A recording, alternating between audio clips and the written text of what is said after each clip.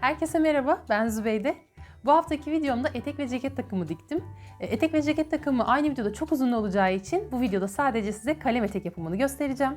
Kalem etek üzerime tam oturan bir etek ve kapalı yırtmaçlı. Dikimi biraz zorlayıcı ama aşamaları dikkatli bir şekilde izlerseniz sizin de yapacağınızdan eminim. Bir sonraki videoda ceket dikimini de göstereceğim. İkisi birlikte çok güzel bir takım oldu.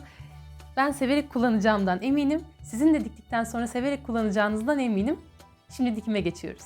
Kumaşı eninden yüzüne bakacak şekilde ikiye katladım. Videoda kalıp olduğu için hemen korkmayın çünkü bu kalıpları da zaten ben çıkarmıyorum. Buradan internet sitesinden indirilebilen kalıplardan kendime güzel bir model seçip oradan kendi bedenime uygun bir kalıp çıkarıyorum. Kalıp çıkarmayı başka bir videoda size uzun uzun anlatırım. Gerçekten çok basit ve çok güzel. Hatta oradan model seçip bu modelleri uygulamak da ayrıca zevkli. Ön parçayı ve ön pervazı kumaş katına yerleştirdim. Diğer parçaları gelişigüzel yerleştirebilirsiniz. Sadece düz boy ipliğine dikkat edin. Ben orta kısımda boşluklar kaldığı için bunun arkasından da hemen ceket kesimini yaptığım için ceket parçalarından da bir iki parça orta kısma ekledim ve kesimi yapmaya başladım.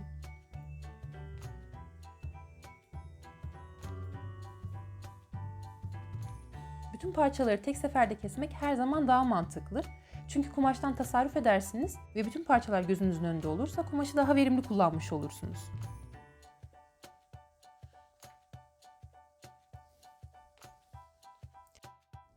Kesim yaparken dikkat etmeniz gereken en önemli noktalardan biri çentikler.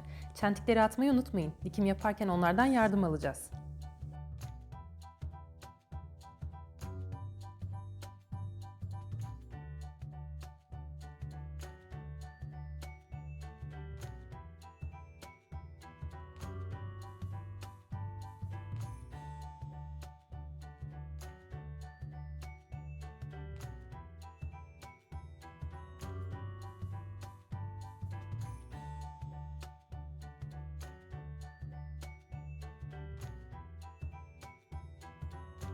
Şimdi astar kesimine geçiyorum.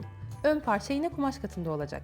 Astar için sadece ön, arka ve robo parçalarını kesiyorum.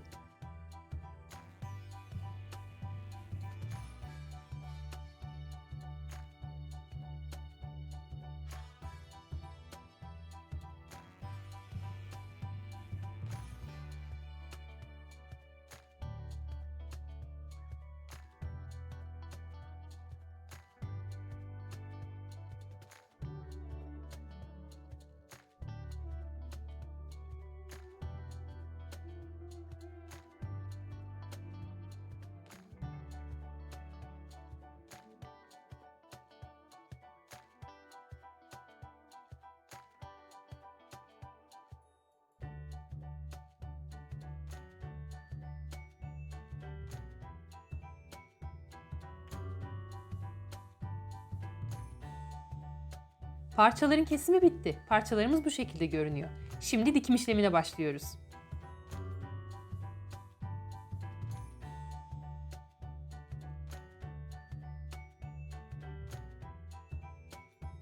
Ön parçayı açıp arka parçaları yüzleri birbirine bakacak şekilde üst üste yerleştirip yanlardan dikiyorum. Aynı şekilde kemeri de birleştirip tek parça haline getiriyorum.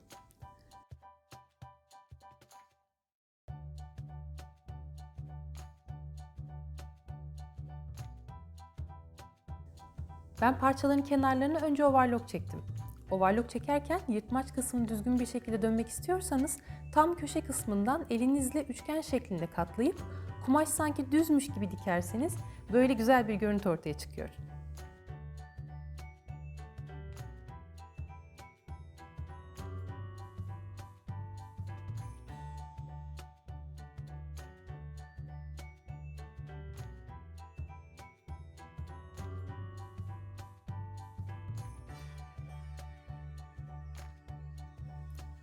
Overlock çektiğim parçaları düz makinede birleştirdim. Daha sonra diktiğim yerleri ütüleyerek açtım.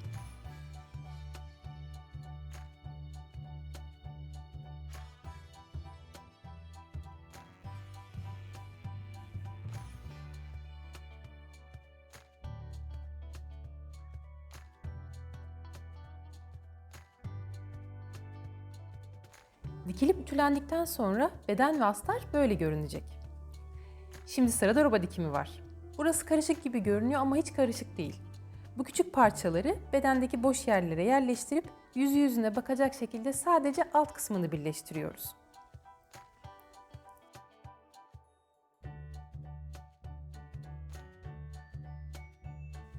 Dikerken robanın tam ortasındaki çentiyi etekteki dikişin üzerine getirerek dikiyorum.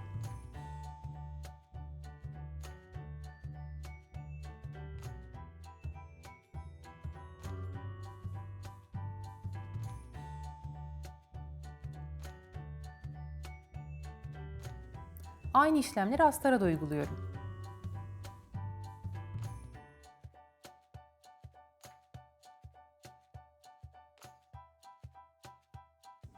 Şimdi eteğin penslerini kapatıyorum. Pens dikerken kesimde attığım çentikleri üst üste getirerek kalıpta işaretli noktaya kadar üçgen şeklinde dikiyorum. Robanın açıkta kalan kısmı ile bedeni birleştirip oradan da bir pens elde ediyorum. Böylece hem roba bedene birleşmiş oluyor hem de benim ikinci pensim oluşmuş oluyor.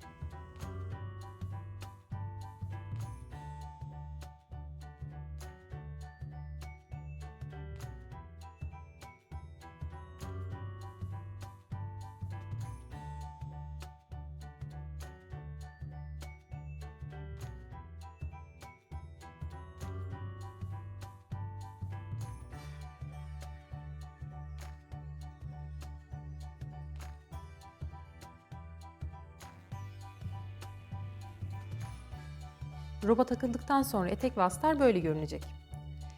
Kemere de tela yapıştırıyorum. Tela yapıştırırken telanın şekerli yani tırtıklı olan kısmı kumaşa bakacak şekilde ütü ile yapıştırıyorum. Daha sonra kemeri astara yüzü yüzüne bakacak şekilde dikiyorum.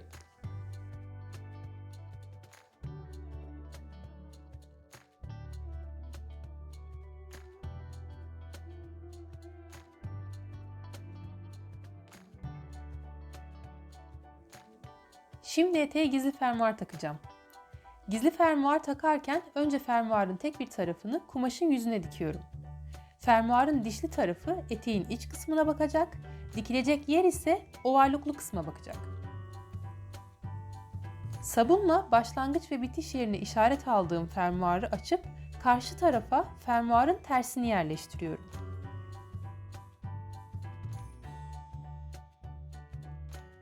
İşaret aldığım yerden itibaren fermuarı kumaşa iğneliyorum.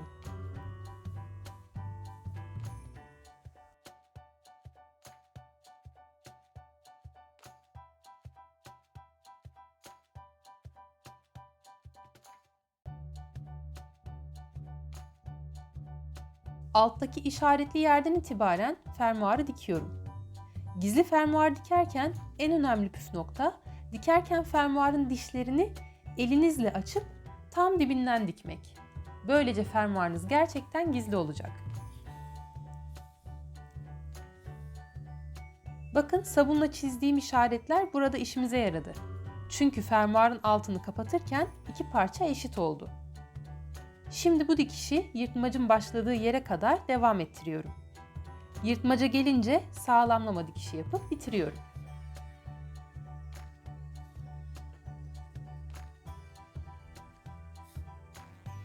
Şimdi sıra geldi eteği astarlamaya. Astarlama yaparken astarın düz kısmının bize bakması için tersini fermuarın dikiş payına dikip çeviriyorum.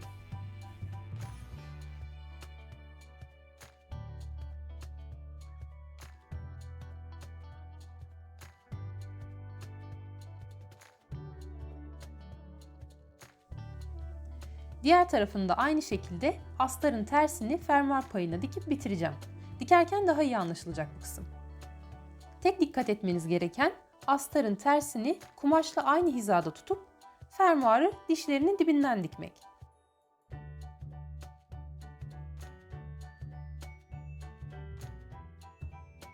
Diğer tarafa çevirirken astar eteği komple saracak.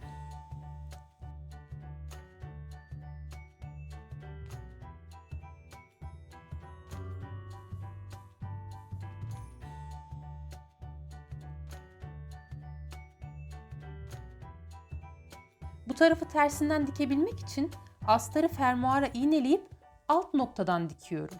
Çevirince tertemiz görünüyor.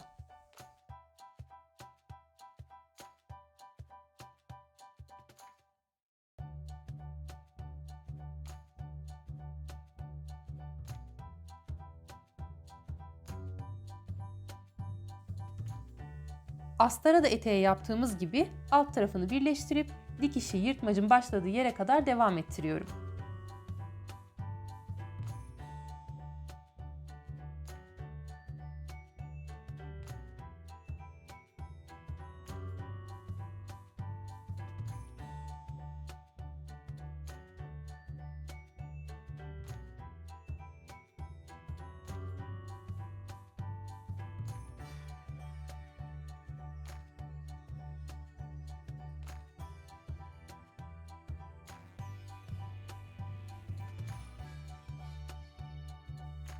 Sırada eteğin kemerini kapatmak var.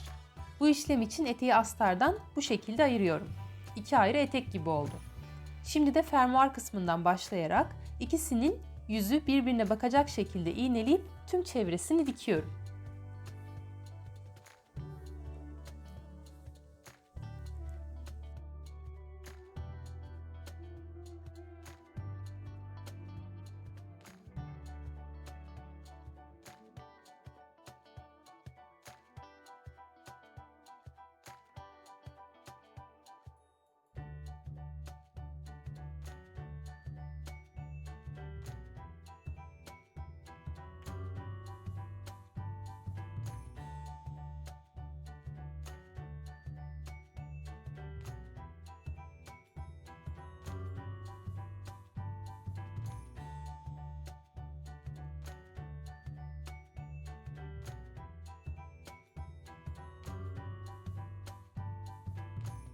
Kemer dikilince böyle görünüyor. Fermuarın kenarlarını çevirince potluk yapmaması için makasla üçgen bir şekilde uçlarından kesiyorum.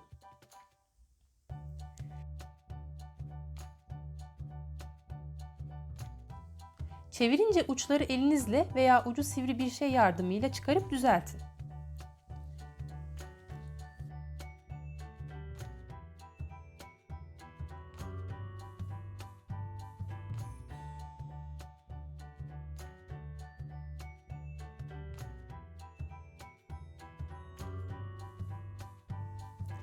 Benim astarım etekten uzun oldu. O yüzden göz kararı 4-5 santim kısaltıyorum.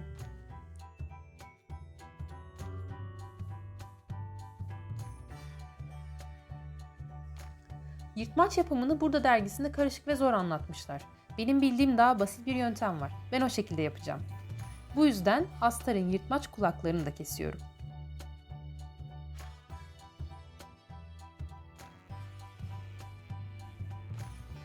Astarı kontrollü kesin. Bakın benimki yamuk olmuş. Ben tekrar düzeltmek zorunda kaldım.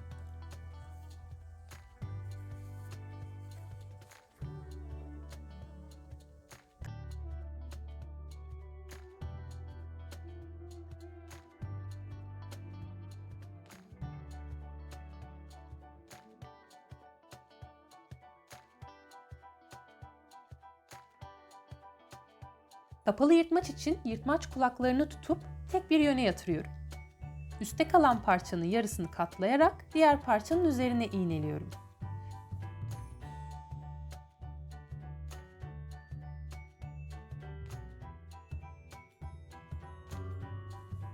Üstteki dikişin pot durmaması için ufak bir çıt atarak açıyorum.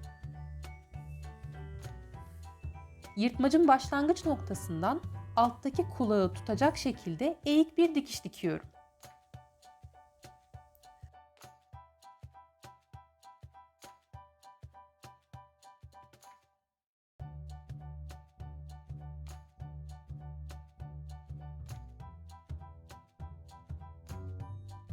Alttaki kulağı elinizde hissedin ve dikişi tam olarak orada bitirin.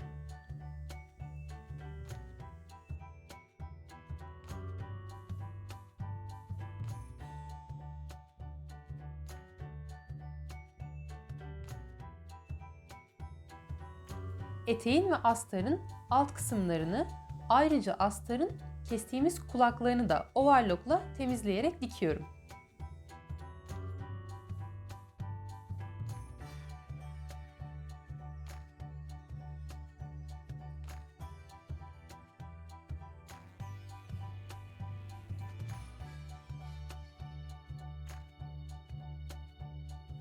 Yırtmacın altını kapatırken önce tersinden düzüne çevirip yırtmacın bitiş noktasına kadar dikiyorum. Sonra düzüne çeviriyorum. Burada önemli nokta, bu dikişi hangi genişlikte yaparsanız yırtmacı çevirdiğinizde alt kapatmanız o genişlikte olacak. Ben bir ayak genişliğinde diktim.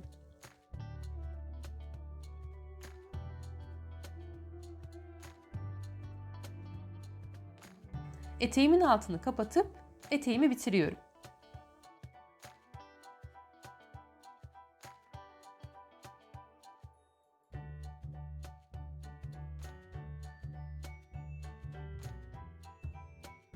Astar kulaklarını da dışarıdan görünmemesi için üçgen şeklinde içeri alıp dikiyorum.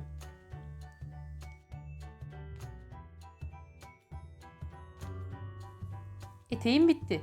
Gerçekten çok şık bir etek oldu. Kalıp bilgisini açıklamalar kısmına bırakıyorum. Videomu beğendiyseniz beğen tuşuna basmayı, abone olmayı, yeni fikirler ve öneriler için yorum yapmayı unutmayın. Yeni videolarda görüşmek üzere. Hoşça kalın.